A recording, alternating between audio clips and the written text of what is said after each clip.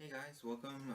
We're about to talk about another most asked question, which is movies. Which movies do I like? Which movies do I suggest for you guys to check out? Not just the recent ones, but also the old school one. The old school ones that I've grown up with and many other people have as well. These movies have had a huge impact and influence in my martial arts life, in my martial arts background, and inspiration. Now, a lot of them are great for martial arts stories, great for character build-up, creating the ultimate villains and ultimate redemption, ultimate revenge stories that are still being told today, just revamped for the current day. But this is where everything started for me, at least. So thank you, Dondi, for helping me out, for getting me started, and for donating these to me. A lot of them. As you can see, I've added a little bit more. I think my Uncle Dondi gave me around 200 or so movies. Now just martial art movies on the right.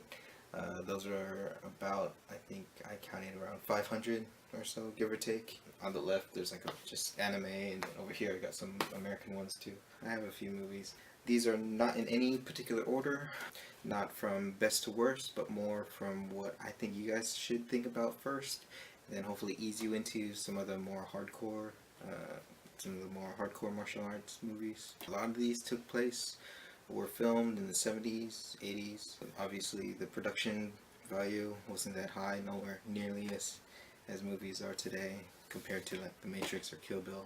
We're talking millions. Probably the studios only spent like a couple millions a year to produce all these films. So keep that in mind. Some of them are famous for using the same set. A lot of the sets get reused over and over and over. That's because a lot of the films were made by a lot of the same companies that at the time were making around 10 films a day. So they would literally use the same set, just change the camera angle or change the backdrop or change one building or one tree in the background. So a lot of it starts to be familiar. Another thing was wire work wasn't nearly as good as today, although I still see some of the wires today, so we still have a little bit of technology to work on that. I have a friend who's done some of the CG work trying to get the wires out, but they're pretty hard. So let's get started, shall we?